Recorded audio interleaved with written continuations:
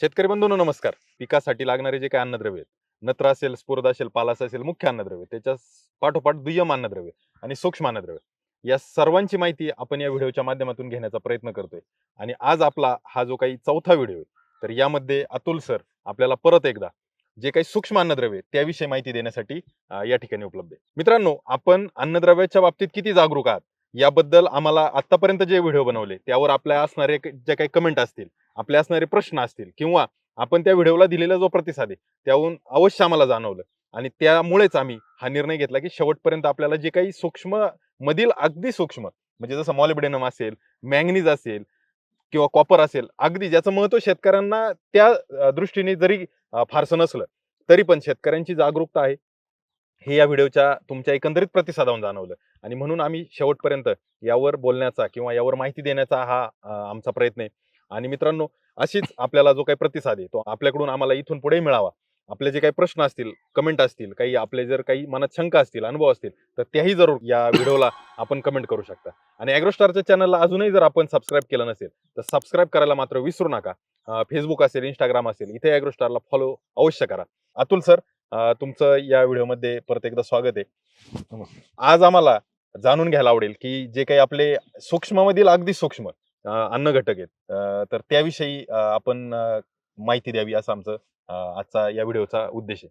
निश्चितच तेजस सर म्हणजे जसं तुम्ही म्हटले की आपण बरेचसे अन्नद्रव्य व्यवस्थापनामध्ये बरेचसे व्हिडिओ बनवलेले आहेत आणि शेतकऱ्यांचा देखील खूप चांगला प्रतिसाद जो आहे तो त्या व्हिडिओना आला. आणि म्हणजे हे कळतं आहे की आपला जो काही महाराष्ट्रातील शेतकरी जो आहे तो आता जागरूक झालेला हो, आहे हो. की जे अन्नद्रव्य व्यवस्थापन जे आपण पूर्वी करत होतो आणि त्याच्यामध्ये जे आज शेतकरी जे अन्नद्रव्य व्यवस्थापन करतात त्याच्यामध्ये जमीन आसमानाचा फरक आहे, खूप तफावत आहे. त्यांना कळालं आहे की ज्यावेळेला आपल्याला क्वालिटी आणि क्वांटिटीचं उत्पादन जर घ्यायचं असेल तर बारकाईने सर्व गोष्टीचं नियोजन करणं गरजेचं आहे. जसं तुम्ही म्हटले अतिशय सूक्ष्म जे अन्नद्रव्य आहेत, हो. निश्चितच हे जे अन्नद्रव्य आहेत ती दुर्लक्षित आहेत. बरोबर. म्हणजे याचा रेग्युलर बेसिसवर शेतकरी वापर करत नाही आपल्या शेतामध्ये. परंतु शेतकरी बंधूंनो, जसं मी पूर्वीपासून सांगत आलेलो आहे की आपल्याला जर क्वालिटीचं उत्पादन जर घ्यायचं असेल ना तर हे जे काही छोटेसे अन्नद्रव्य आहेत ते देखील महत्वाची भूमिका जे आहे ते आपल्या शेतीच्या उत्पादनामध्ये निभावत असतात. हो. त्यामुळं शेतकरी बंधूंनो, आज आपण या व्हिडिओच्या माध्यमातून जसं तेजस सर म्हटले, मॉलिब्डेनम असेल, कॉपर असेल किंवा मॅंगनीज असेल, या 3 जे काही अतिसूक्ष्म अन्नद्रव्य आहेत त्याच्याविषयी आपण थोडीशी डिटेल चर्चा या ठिकाणी करून घेऊया. आता याच्यामध्ये जसं तेजस सर आपण बघतो आहे मुख्य अन्नद्रव्य असेल, हो. दुय्यम अन्नद्रव्य असेल किंवा जे सूक्ष्म अन्नद्रव्य ज्याच्यामध्ये झिंक, फेरस, बोरॉन हो. हे सर्व शेतकऱ्यांना प्रचलित सर्वश्रुत आहे, इथपर्यंत. प्रचलित आहेत. हो. आणि त्याची म्हणजे कमतरता असेल किंवा त्याचे मार्केटमधले उपलब्ध असलेले खतं असतील ते शेतकरी आपल्या रेग्युलर याच्यामध्ये वापर करत असतात. परंतु हे जे काही 3 अन्नद्रव्य जे आपण या ठिकाणी चर्चा करणार आहोत त्याचा इनडायरेक्ट इम्पॅक्ट जो आहे तो काय आहे तो आपण थोडक्यात समजून घेऊया. हो. जसं की मॉलिब्डेनम आपल्याला माहिती आहे, जे काही कॅबेज किंवा कॉलीफ्लॉवर जे पीक आहे हो. याच्यामध्ये मॉलिब्डेनमचा खूप महत्वाचा रोल आहे. बरोबर. परंतु जे काही रेग्युलर पिकं शेतकरी घेत असतात त्या रेग्युलर पीक वाढीच्या अवस्थेमध्ये हे मॉलिब्डेनम काय काम करतात ते थोडक्यात आपण समजून घेऊया. मॉलिब्डेनम म्हणजे जो काही आपला नायट्रोजन आहे, आपण हो. खतांच्या माध्यमातून, नत्रयुक्त खतांच्या माध्यमातून जो नायट्रोजनची पूर्तता आपण आपल्या पिकाला करत असतो. परंतु त्याची जी चयापचय क्रिया ती झाडामध्ये घडत असते ना, तिचं कंट्रोल जो आहे तो मॉलिब्डेनम मध्ये असतो. बरोबर. आणि आपल्याला माहिती आहे, आपण ज्यावेळेला नत्रयुक्त खतं पिकाला देतो, त्याचं रूपांतर जे आहे, जे प्रोटीनमध्ये होतं, त्याची एक प्रोसेस आहे. त्याच्यामध्ये समजा नायट्रेटयुक्त खतं आपण दिली, त्याच्यामध्ये नायट्रेटयुक्त खतं दिल्यानंतर त्याचं अमिनो ॲसिडमध्ये कन्व्हर्जन होतं आणि अमिनो ॲसिडचं प्रोटीनमध्ये कन्व्हर्जन होतं. ही एक प्रोसेस आहे. प्रोटीन म्हणजे झाडाची ऊर्जा. बरोबर. आता ह्या प्रोसेसमध्ये जो अमिनो ॲसिडची जी निर्मिती होते ना, त्या निर्मितीमध्ये लागणारं जे एन्झाईम्स आहे, त्या एन्झाईमची जी काही स्पीड म्हणतो किंवा त्या एन्झाईमची जी निर्मिती आहे, कार्यक्षमता आहे जी, हो. ती ह्या मॉलिब्डेनम ह्या अन्नद्रव्यावर डिपेंड असते. हो. म्हणजे झाडामध्ये ते मॉलिब्डेनम किती प्रमाणात आहे त्याच्यावर ही क्रिया बरोबर. डिपेंड असते. म्हणजे शेतकरी बंधूंनो, तुम्ही समजून घ्या, इनडायरेक्ट या मॉलिब्डेनमचा आपल्या पिकामध्ये किती महत्व आहे. म्हणजे जी झाडाची जी काही एनर्जी आहे ती एनर्जी निर्माण करण्याची जी प्रोसेस आहे त्या प्रोसेसमध्ये आपण म्हणू शकतो की मॉलिब्डेनमचा महत्वाचा वाटा आहे. म्हणून नत्रचा अपटेकसाठी मॉलिब्डेनमचं कोरिलेशन आपण संबंध म्हणू शकतो की त्याच्यामध्ये हो. आहे. दुसरं, जसे की आपले डाळवर्गीय जी पिकं आहेत हो. त्याच्यामध्ये शेतकरी बंधू जी मुळं असतात त्या मुळांवरती काही गाठी येत असतात. बरोबर. सोयाबीन सारखं पीक असेल, सोयाबीन सारखं तूर पीक असेल. असेल, तूर असेल, हो. त्यांच्या मुळांवरती गाठी येत असतात. आता ह्या गाठी काय काम करतात? जे हवेतलं नत्र आहे ना, त्याचं स्थिरीकरण करून हो. ते आपल्या पिकाला नत्राची पूर्तता करत असतात. बरोबर. आणि जेवढ्या आपल्या मुळांवरती अशा गाठी आहेत, तेवढं हवेतलं नत्र जे आहे ते स्थिरीकरण होऊन ते आपल्या पिकाला मिळत जाणार आहे. बरोबर. ही जी काही मुळांवरच्या गाठी आहे त्याचं प्रमाण जर चांगलं असेल तर ऍडिशनल नत्र आपल्याला देण्याची गरज नाही. बरोबर. मग ह्या मुळांवरच्या ज्या गाठी आहेत त्या गाठींची निर्मिती असेल किंवा ते वाढण्याची प्रोसेस असेल, याच्यामध्ये मॉलिब्डेनम हे अन्नद्रव्य खूप महत्वाचा रोल प्ले करतं. हो. आता हे झाला दुसरा त्याचा महत्वाचा उपयोग. तिसरा याच्यामध्ये महत्वाचा उपयोग असा आहे, आपलं फुल आहे, फुलांमधलं जे पोलन आहे, बरोबर. पोलनचं जे पराग असतात. त्याचं फॉर्मेशन मध्ये जसा बोरॉनचा रोल आहे, तसा मॉलिब्डेनमचा सुद्धा त्याच्यामध्ये रोल आहे. बरं. म्हणजे ही 3 महत्वाची जी काही कार्य आहे आपल्या पिकामध्ये जे होत असतात, ते ह्या मॉलिब्डेनम हे जे काही अन्नद्रव्य आहेत, याच्यामुळे घडत असतात. आता हा इनडायरेक्ट इम्पॅक्ट आहे शेतकरी बंधूंनो, म्हणजे डायरेक्ट इम्पॅक्ट नाही, इनडायरेक्ट. परंतु इनडायरेक्ट इम्पॅक्ट एवढा आहे, की जेणेकरून आपण फुल सेटिंग म्हणू शकतो किंवा नत्राचं स्थिरीकरण असेल किंवा नत्राची उपलब्धता असेल, बरोबर. झाडामध्ये किती चांगल्या प्रमाणे होणार आहे हे मॉलिब्डेनम अन्नद्रव्य ठरवत असतं. त्याच्यामुळे हे खूप अतिशय महत्वाचं अन्नद्रव्य आहे शेतकरी बंधूंनो. दुसरं आपलं कॉपर. जसं की शेतकरी बंधूंनो, आपण कॉपर हे बुरशीनाशक म्हणून वापर करत असतो. ते बरोबर. का करत असतो? की आपल्या जमिनीमध्ये बुरशीचा शिरकाव झाला, आपल्या बरोबर. पिकामध्ये बुरशीचा शिरकाव झाला, तर आपण असं कॉपरयुक्त फंजिसाइड जे आहे ते वापरत असतो. हो. आपल्या पिकामध्ये कॉपर अन्नद्रव्य जर चांगल्या प्रकारे जर असेल, तर हे त्याच्यामध्ये अँटी फंगल ऍक्टिव्हिटी वाढवत राहतं. बरोबर. हे म्हणजे कॉपर पिकाची शक्ती किंवा इम्युनिटी म्हणतो ती ती वाढवत वाढते. राहतं. आणि त्याच्यामुळे हे बुरशीजन्य रोगाचा जो अटकाव आहे ना, तो त्या ठिकाणी होतो. म्हणून कॉपर जे आहे ते एक समतोल प्रमाणामध्ये आपल्या पिकामध्ये असणंच गरजेचं आहे. आता याच्यातून दुसरा फायदा जो कॉपरचा आहे, की झाडाची जी स्ट्रेंथ असते ना, हो. ते सर म्हणजे आपण म्हणू बळकटी देणं शकतो किंवा ताकद बळकटी देणं. देणं, ताकद देणं. जसं कॅल्शियम हे अन्नद्रव्य त्याच्यामध्ये रोल प्ले करत असतं, पोटॅश हे अन्नद्रव्य बरोबर. रोल प्ले करत असतं, तसंच कॉपर देखील त्याच्यामध्ये झाडाची स्ट्रेंथ निर्माण करण्यामध्ये काम करत असतं. ते कसं करत असतं? ही जी काही झाडाची स्ट्रेंथ आहे, ही निर्माण कधी होते? झाडामध्ये लिग्निनचं प्रमाण जे आहे, ते वाढलं. ते जर वाढलं तर झाडामध्ये स्ट्रेंथ चांगली येणार आहे. आता ह्या लिग्निनची निर्मिती जी आहे, ते कॉपर करत असतं. बरोबर. म्हणून आपल्या पिकामध्ये कॉपरचा समतोल जर चांगला असेल, तर आपलं झाड जे आहे ते स्ट्रेंथ चांगली होऊन जाईल. म्हणजे अति वारा, अति पाऊसमुळे जे काही झाड लोळण्याचं जे प्रमाण होतं, समजा आता टोमॅटो असेल, बाकी ऊस असेल, अशी जी काही पिकं आहेत, पिकामध्ये लॉजिंगचा जो इश्यू असतो, त्याच्यामध्ये स्ट्रेंथ गरजेची असते आणि ते कॉपर जे अन्नद्रव्य आहे, हे जर आपल्या याच्यामध्ये असेल तर लिग्निनची निर्मिती चांगली होणार आहे आणि झाडामध्ये स्ट्रेंथ चांगली येणार आहे. हा दुसरा महत्वाचा जो काही फायदा आहे, या कॉपर अन्नद्रव्याचा आपण म्हणू शकतो. दुसरं, झाडामध्ये जसं फुलाचं रूपांतर फळांमध्ये होतं ना, हो. त्या प्रक्रियेमध्ये कॉपर अन्नद्रव्य देखील महत्वाची भूमिका बजावत असतं. जर आपण म्हणजे फ्रूट सेटिंग म्हणजे फुल आलेलं आहे, पण सेटिंग होत नाही, काही कारणास्तव फुलांची गळती त्या ठिकाणी होत असेल, तर आपण एक जाणून घ्या, आपण कॅल्शियम, बोरॉनचा आपण आपल्या जमिनीमध्ये किंवा आपल्या पिकामध्ये वापर करत असतो. पण जर कॉपर हे अन्नद्रव्य त्या ठिकाणी जर कमी असेल ना, तर त्याचा परिणाम फ्रूट सेटिंगला सुद्धा जाणवतं. त्या ठिकाणी येत असतो.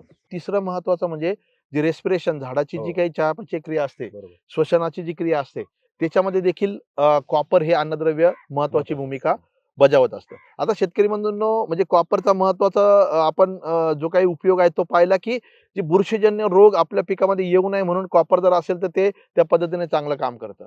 तसंच आता आपण मॅंगनीज हे जे काही अन्नद्रव्य आहे त्याच्याविषयी थोडक्यात जाणून घेऊया. मॅंगनीज हे जे अन्नद्रव्य आहे ते प्रकाश संश्लेषण जी क्रिया आहे ना, त्यामध्ये खूप हो. महत्वाची, जसं नत्र असेल, मॅग्नेशियम असेल, फेरस असेल, झाडाचं अन्न निर्मिती प्रक्रियेमध्ये सहभाग ह्या अन्नद्रव्यांचा असतो. तसाच मॅंगनीज देखील प्रकाश संश्लेषणची क्रिया वाढवण्यामध्ये काम करतात. हो. ते कसं काम करतं? जे काही पाण्याचं जे काही संकलन आहे आपल्या पिकामध्ये चांगलं ठेवण्याचं काम मॅंगनीज करत असतं. दुसरं, मॅंगनीज हे जे काही अन्नद्रव्य आहे ना, हे अन्नद्रव्य प्रकाश संश्लेषण जी क्रिया आहे ना, म्हणजे झाडाची अन्न निर्मिती करण्याची जी प्रक्रिया आहे त्याच्यामध्ये सहभाग घेतं. हो. म्हणजे कसं आहे, जसं की नत्र असेल, मॅग्नेशियम असेल, फेरस असेल, या 3 अन्नद्रव्या व्यतिरिक्त मॅंगनीज हे असं अन्नद्रव्य आहे जे झाडाचं अन्न प्रक्रियेमध्ये खूप महत्वाची भूमिका बजावत असतं. ते कसं बजावत असतं? जे कार्बन डायऑक्साईड त्याचं शर्करेमध्ये रूपांतर करण्याची जी प्रक्रिया आहे त्याच्यामध्ये manganese. ती प्रोसेस जी आहे ती मॅंगनीजमुळं खूप चांगल्या आणि सुरळीत पद्धतीने होते. म्हणजे जर शर्करेमध्ये चांगलं रूपांतर जर झालं तर ती झाडाची एनर्जी आहे. Energy झाली. पिकामध्ये सिग्न पदार्थांची जी निर्मिती आहे, जसं की हो. पोटॅटो असेल किंवा मेज असेल, याच्यामध्ये सिग्न किंवा शुगरकेन असेल, हो. सिग्न पदार्थांची जी निर्मिती आहे, त्या निर्मिती प्रक्रियेमध्ये सुद्धा मॅंगनीज हे जे काय आहे अन्नद्रव्य खूप महत्वाची भूमिका त्या ठिकाणी निभावत असतं. आता हे मॅंगनीजची जी काही उपयोग आहे किंवा बेनिफिट जो आहे तो आपण पाहिला, परंतु एक इनडायरेक्ट बेनिफिट असा आहे याच्यामध्ये, जे काही मगाशी आपण बघितलं की नायट्रेटचं जे काही अमिनो ऍसिड किंवा प्रोटीनमध्ये जे काही रूपांतर होतं, त्याच्यामध्ये जसं आपण मॉलिब्डेनममध्ये बघितलं की जो काही एन्झाईम निर्मितीमध्ये ते सहभाग घेतात, तसंच मॅंगनीज देखील जे रायबोफ्लोबिन हो. जे एन्झाईम आहे त्या निर्मितीसाठी आपल्या पिकामध्ये मॅंगनीज गरजेचं असतं. हो. आणि म्हणजे ही प्रक्रिया खूप सुरळीत किंवा चांगल्या प्रकारे होण्यासाठी रायबोफ्लोबिन काम करत असतं आणि ते एन्झाईमची निर्मिती मॅंगनीजमुळे आपल्या पिकामध्ये चांगली होत असते. होते. दुसरं याच्यामध्ये तेजस सर, जे हार्मोन्स आपण बघतो की 2 प्रकारचे हार्मोन्स आहेत. एक ग्रोथ हार्मोन्स असतात आणि एक ग्रोथ रिटार्डन हार्मोन्स असतात. हो. झाडाची जी वाढ काही वाढ आहे ती थांबवणे. थांबवण्याचे क्रिया करणारे हार्मोन्स असतात. त्याच्यामध्ये एक ॲब्सिसिक ॲसिड नावाचं जे हार्मोन्स आहे. हो. आता त्या हार्मोन्सची जी काही निर्मिती आहे, ती जर जास्त प्रमाणामध्ये झाली, तर आपल्या पिकामध्ये जी काही फुलं ड्रॉपिंग म्हणतो आपण, ती जी ड्रॉपिंगची समस्या आहे ती मोठ्या प्रमाणामध्ये येत होऊ असते. शकते. तर आपला जो झाडाचा जो देठ आहे आणि जी फुलाची अटॅचमेंट जी आहे, त्या ठिकाणी जर ॲब्सिसिक ॲसिडचं हार्मोनची निर्मिती झाली, तर फुलं जी आहेत ती त्याच्यामधून खाली पडणार आहेत. तर ही फुलगळ थांबवण्यासाठी आपल्याला ॲब्सिसिक ॲसिड आपल्या झाडामध्ये म्हणजे निरंतर त्याचं जे आहे ते प्रमाण राखणं गरजेचं आहे आणि ते जे आहे ते ह्या मॅंगनीजमुळं शक्य होतं. बरं. म्हणून मॅंगनीज हे अन्नद्रव्य आपल्या पिकामध्ये तितकीच महत्वाची भूमिका निभावतं जितकी ती झिंक, फेरस किंवा बोरॉन असेल. म्हणून हे मॉलिब्डेनम झालं, कॉपर झालं किंवा मॅंगनीज झालं, या अन्नद्रव्याकडे आपल्याला दुर्लक्ष करून चालणार नाही. हां, हे आपल्याला कधी कळणार आहे, की आपण जर माती परीक्षण जर केलं, तर निश्चितच ह्या अन्नद्रव्याची कमतरता आपल्या जमिनीमध्ये आहे की नाही हे आपल्याला कळणार आहे. याचं प्रमाण जे आहे ते खूपच कमी लागतं आपल्या पिकाला. परंतु ते जर आपल्या पिकामध्ये जर नसेल, तर इनडायरेक्ट इम्पॅक्ट जो आहे तो आपल्या पिकाच्या क्वालिटीमध्ये किंवा पिकाच्या क्वालिटी उत्पादनामध्ये असेल किंवा क्वांटिटी उत्पादनामध्ये असेल, ते येणार आहे. म्हणून माती परीक्षणाच्या आधारे या अन्नद्रव्याचं नियोजन आपल्याला त्या ठिकाणी करणं गरजेचं आहे. अतिशय महत्वाची अशी गोष्ट आहे की या तिन्ही अन्नद्रव्याचं महत्व काय हे आपल्याला अतुल सरांकडून कळालं. मित्रांनो, व्हिडिओ शेवटपर्यंत पहा. कारण का तर जसा मॉलिब्डेनमचा उल्लेख झाला की डाळवर्गीय पिकांमध्ये, पण आता डाळवर्गीय पिकांमध्ये स्वतंत्र मॉलिब्डेनम वापरायचं कसं, किंवा कॉपरचा उपयोग आपण बुरशीनाशक म्हणून करतोय, पण आता अन्नद्रव्य म्हणून कसा करायचा, हे आपल्याला हा व्हिडिओ शेवटपर्यंत पाहिल्यावर अवश्य कळेल. पुढच्या भागाकडे जाऊया की अतुल सर, आता जर समजा आपल्याला मॅंगनीजची कमतरता आहे, मॉलिब्डेनमची कमतरता आहे किंवा कॉपरची कमतरता आहे, तर ती ओळखण्याची काही एखादं लक्षण आहे का असं साधारण, की याच्यामुळे आपण समजू शकतो पिकांमध्ये आपल्याला ही कमतरता जाणवते? निश्चित आहे ना, म्हणजे थोडक्यात आपण जसं की मॉलिब्डेनम आहे. हो. मॉलिब्डेनम आपण जे काही कॉलीफ्लॉवर पीक आहे, हो. त्याच्यामध्ये व्हिप्टेल म्हणजे चाबकासारखा एक पानं होतात. हो. ते म्हणजे आता आजकाल जे कॅबेज किंवा कॉलीफ्लॉवर उत्पादक जे शेतकरी आहेत, तर त्यांना लगेच ओळखून येतं. लगेच ओळखून येतं की हो. ही मॉलिब्डेनमची, कारण की त्यांना आता थोडंसं ते सर्वश्रुत झालेलं आहे. हो. त्याच्यामुळे त्यांनी ते मॉलिब्डेनमचा वापर त्या पिकामध्ये करतच असतात. हो. एक तरी स्प्रे जो आहे तो त्या पिकामध्ये ते घेत असतात. हो. तर ती एक समस्या मोठ्या प्रमाणामध्ये त्या ठिकाणी येते आणि ही अशी समस्या कोणत्या कारणामुळे येत असते. मी प्रत्येक व्हिडिओमध्ये शेतकरी बंधूंनो पीएच याच्यावरती बोलत असतो. हं. तो खूप महत्वाचा फॅक्टर आहे आपल्या शेती उत्पादनामध्ये आणि मी आपल्या मागील व्हिडिओच्या माध्यमातून आपण बघितलं ते सर, भरपूर हो. शेतकऱ्यांचा कमेंट पण आला, तुम्ही पीएच बोलता, पण ते ओळखायचं कसं? तर एक साधं सिंपल पीएच मीटर आपल्याला मिळतो. एक 900 ते 1000 रुपयामध्ये खूप चांगला पीएच मीटर आपल्याला मिळणार आहे.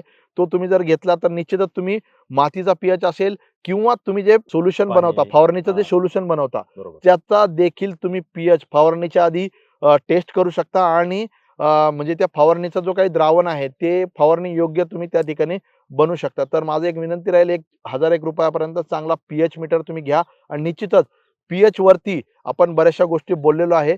कारण की तुम्हाला खताचं नियोजन देखील तुमच्या जमिनीमध्ये किती पीएच आहे हो. त्याच्या आधारे तुम्ही करू शकता. तर तुम्ही एक पीएच मीटर त्या ठिकाणी घेतला तर अतिशय फायदा जो आहे तो तुम्हाला होणार आहे. तर मी पीएचचं इथे या ठिकाणी काय सांगितलं, की मॉलिब्डेनम जे आहे ना, ज्या शेतकऱ्यांच्या जमिनीचा पीएच म्हणजे 9-10 म्हणजे अल्कलाईन हो. पीएच आहे, तिथं त्याची कमतरता येणार नाही. नाही.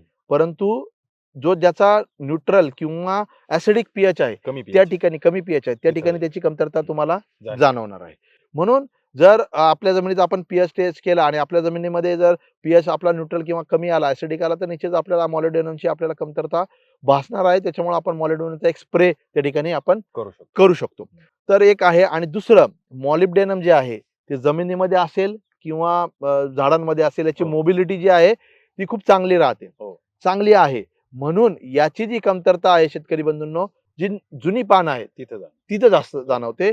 शेंड्याकडे याची कमतरता जाणवणार नाही. का तर शेंड्याकडे जर मॉलिब्डेनमची गरज पिकाला जर भासली, तर जे जुनी पानं आहेत तिथून ते मॉलिब्डेनम त्या शेंड्याकडे जाणार आहे आणि जुन्या पानांवर तुम्हाला मॉलिब्डेनमची कमतरता दिसणार आहे. वहन चांगलं होतं. वहन त्याला चांगलं मागचं होतं. कारण. त्यामागचं कारण हे आहे. द्राक्ष उत्पादनामध्ये जो काही आपला घड आहे, घडाच्या शेंड्यावरती गाठ येत असते, हो. देठावर. देठावरती, आणि ती देठावरती जर गाठ जर आली तर त्याच्यामुळे जो घड आहे तो पोसत नाही. बरोबर. आणि त्याच्यामुळं म्हणजे घड जर पोचला नाही तर तुम्हाला माहिती आहे क्वालिटी म्हणजे उत्पादन जो आहे तो त्या ठिकाणी डायरेक्ट इम्पॅक्ट जो आहे तो उत्पादनावर येणार आहे. त्याच्यामुळं मॉलिब्डेनम जे आहे ते जसं द्राक्ष पिकामध्ये महत्वाचं आहे, तसं जे काय आपले भाजीपाला पिक आहेत त्याच्यात देखील तितकंच महत्वाचं आहे. त्याच्यामुळं त्याला दुर्लक्षित करून चालणार नाही.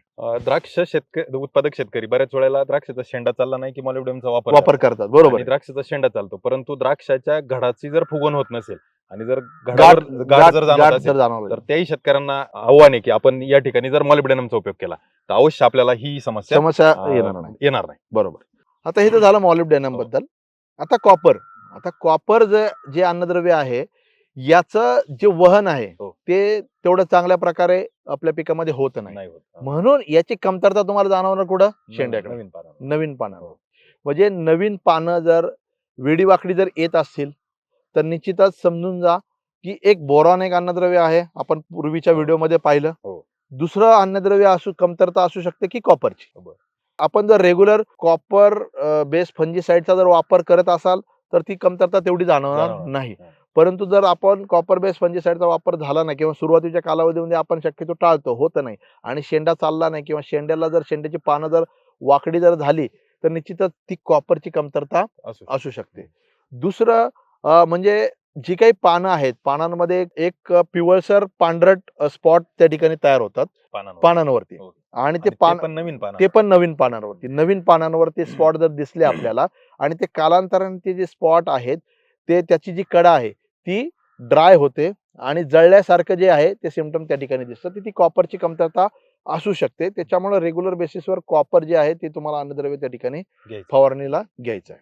तिसरं आपण जे मॅंगनीज जे आहे, तर मॅंगनीज हे अन्नद्रव्य देखील पिकामध्ये त्याचं वहन चांगल्या प्रकारे होतं. जसं आपण मॉलिब्डेनम बघितलं तसं मॅंगनीजची देखील कमतरता जी आहे ती तुम्हाला जुन्या पानांवर दिसणार आहे. नवीन पानावर याची कमतरता दिसत नाही. वहन चांगलं होतं. वहन चांगलं होतं पिकामध्ये, त्याचं वहन चांगलं होतं. त्याच्यामुळं जिथं शेंड्याकडे गरज असेल म्हणजे चांगल्या जुन्या पानाकडून नवीन पानाकडे जाणार आणि त्याची कमतरता जी आहे ती जुन्या पानावर तुम्हाला दिसणार. आता ती कमतरता कशी दिसते? आपली जी मॅग्नेशियमची जी कमतरता आहे ना, त्याच्या मिळती जुळती जी कमतरता आहे ती या मॅंगनीजची आहे. जसं आपण पाहिलं, मॅंगनीजचा फायदा काय आहे? प्रकाश संश्लेषण मध्ये, अन्न निर्मिती प्रक्रियेमध्ये मॅंगनीजचा सहभाग आहे. म्हणून त्याचं जे काही कमतरतेचं लक्षण देखील तसंच आहे. म्हणजे ते काय करतं, जी काही शिरा आहेत, पानांच्या ज्या शिरा आहेत त्या शिरा तुमच्या हिरव्या राहणार आणि त्याच्या आजूबाजूचा जो भाग आहे तो पिवळा पडतो, रोग आल्यासारखा. आणि तो जर पिवळा पडत असेल, एक तर मॅग्नेशियमची कमतरता, नाहीतर तुमची मॅंगनीजची कमतरता. का तर हे दोन्ही गोष्टी जे आहेत ते अन्न निर्मिती प्रक्रियेमध्ये सहभाग असतो. म्हणून आता हे जुन्या पानांवर याची जी काय कमतरता तुम्हाला त्या ठिकाणी दिसणार आहे. तर मॅग्नेशियम जुन्या पानावर दिसेल की मॅंगनीज जुन्या पानावर दिसेल? दोन्ही पण जुन्या पानांवर दिसणार. फक्त एवढंच आहे, मॅग्नेशियम मध्ये काय होतं, शिरा ज्या आहेत त्या डार्क हिरव्या राहतात आणि पिवळसरपणा थोडासा पानांवर मध्ये असतो. शिरा रेग्युलर राहतील, परंतु पिवळसरपणा जो मधला भाग आहे त्याच्यामध्ये पिवळसरपणा तुम्हाला जाणू शकतो. आता ही जी काही झाली कमतरतेची लक्षणं. आता ही कमतरतेची लक्षणं जसं मगाशी मी तुम्हाला सांगितलं, तुम्ही जर माती परीक्षण जर केलं तर त्याच्यात आपल्याला त्या ठिकाणी कळून येईल की आपल्याला आपल्या जमिनीमध्ये कोणतं अन्नद्रव्य कमी आहे आणि त्याच्या आधारे आपण जे काही अन्नद्रव्य व्यवस्थापन आहे ते करू शकतो. शेतकरी बंधूंनो, आता स्क्रीनवर आपण जो चार्ट पाहत आहे तर त्या चार्टच्या माध्यमातून आपल्या लक्षात येईल की आपल्या मातीचा पीएच किती आहे, तर कोणत्या अन्नद्रव्याची उपलब्धता मुबलक होईल, कोणत्या अन्नद्रव्याची उपलब्धता मर्यादित होईल आणि कोणत्या अन्नद्रव्याची कमतरता आपल्याला किंवा अन्नद्रव्य कमतरता जाणवेल. तर हे ह्या चार्टच्या माध्यमातून आपण स्क्रीनवर अवश्य पाहू शकता. मला वाटतं बऱ्याचशा शेतकऱ्यांनी हा चार्ट यापूर्वी पाहिला असेल. तर या चार्टच्या माध्यमातून आपल्याला कळतं की आपल्या मातीचा पीएच किती आहे. त्या अनुषंगाने एक ढोबळ गणित आहे की एवढी ह्या अन्नद्रव्यांची कमतरता असू शकते. परंतु मित्रांनो, जर माती परीक्षण आपण केलं तर त्यामध्ये आपल्याला कदाचित याहून जास्त क्लॅरिटी येईल की कोणते नक्की. अन्नद्रव्य किती कमी आहे, कोणतं अन्नद्रव्य किती मुबलक आहे आणि त्या अनुषंगाने आपण नियोजनाचा विचार करू शकतो. म्हणजे माती परीक्षणाने काय होतं ते सर, हो. आपण लागवड करण्यापूर्वी, पीक लागवड करण्यापूर्वी आपल्याकडे आपल्या जमिनीचा डाटा येतो. डाटा येतो. जे पीक आपण 6 महिन्यासाठी किंवा वर्षासाठी किंवा कायमस्वरूपी, जसं की फळबागा असतील, फळबाग असते, ऊस बरोबर. सारखं पीक असेल आणि मिरची, टोमॅटो सारखी जी भाजीपाला पिकं भाजीपाला असतील. पिकं महत्वाची. तर या पिकांसाठी अवश्य आपण हे माती परीक्षण करणं गरजेचं आहे. जे शेतकरी सोयाबीन, गहू यासारखी पिकं घेत आहेत, तर यांच्यासाठी जे आपल्या मातीचा कमीत कमी पीएच माहित असणं हे फार महत्वाचं आहे. तर त्या अनुषंगाने आपण नियोजन करू शकता. मित्रांनो, आपण आता व्हिडिओच्या शेवटच्या टप्प्याकडे जातोय आणि त्यामध्ये आपण या अन्नद्रव्यांची पूर्तता करण्यासाठी यांचे असणारे स्रोत कोणते आहेत ते जाणून घेणार आहे. यांचा एकत्रित वापर करू शकतो का त्याविषयी माहिती घेणार आहे. पण मित्रांनो, परत एकदा मी आपल्याला आवाहन करतो, ॲग्रोस्टारच्या युट्यूब चॅनलला अजूनही आपण सबस्क्राईब केलं नसेल तर सबस्क्राईब जरूर करा. अशा पद्धतीची माहिती आणि या प्रकारचं ज्ञान आम्ही शेतकरी बांधवांपर्यंत घेऊन येण्याचा प्रयत्न करतोय. त्यासाठी आपण हे सबस्क्राईब करणं खूप गरजेचं आहे. आणि आपले जर काही प्रश्न असतील, कमेंट असतील तर तेही या व्हिडिओमध्ये अवश्य नोंद करा, जेणेकरून त्यावर पुढील भागामध्ये आपण काही माहिती कव्हर करण्याचा प्रयत्न करता येतोय का तेही अवश्य पाहू. अतुल सर, आता आपल्याला शेतकऱ्यांना मॉलिब्डेनम द्यायचे किंवा मॅंगनीज द्यायचे, कॉपर द्यायचे, हे स्वतंत्र देणं किती गरजेचं आहे? किंवा कोणत्या पिकात स्वतंत्र देऊ शकतो आणि कोणत्या पिकामध्ये याचं कॉम्बिनेशन आपण देऊ शकतो?